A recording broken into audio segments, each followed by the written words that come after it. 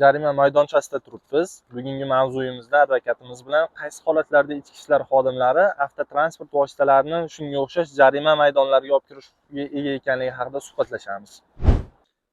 Tegishli ruxsatsiz transport vositalarini qayta jihozlash, tormoz tizimi, rul boshqaruvida texnik nosozligi bo'lgan transport vositalaridan foydalanish, xuddi shuningdek davlat raqam belgisi o'z boshimchalik bilan yechib olingan yoki belgilangan tartibda foydalanish man etilgan transport vositalaridan foydalanish, davlat raqam belgisi shu transport vositasi aynan o'sha transport vositasiga tegishli bo'lmagan transport vositalarini boshqarish, yuk tashish qoidalarini buzish, ya'ni umumiy belgilangan og'irlik o'qqa tushuvchi umumiy normadan 10% dan oshiq bo'lgan transport vositalarini boshqarish, ko'zgusimon yoki tusi o'zgartirilgan transport vositalaridan o'sha tegishli ruxsatsiz foydalanish.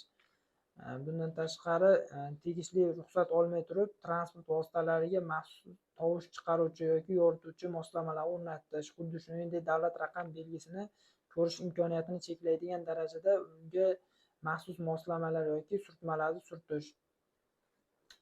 Transport vositalarini to'xtash qoidalarini buzish, agar bu holatda transport vositasini egasi bo'lmagan holatlarda yo'l bezorligi, ya'ni transport vositalari haydovchilarini boshqa transport vositalarini harakatlanishiga qasddan to'sqinlik qilishi,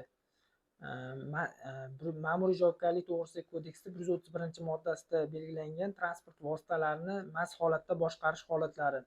Bundan tashqari avtoavariya holati ma'muriy javobgarlik to'g'risidagi kodeksda 133-134-moddalarida ko'rsatilgan mol mulkni ancha miqdorda shikastlanishi yoki yo'l harakati qatnashchilarining yengil tan jarohatiga olishiga sabab bo'lgan holatlar.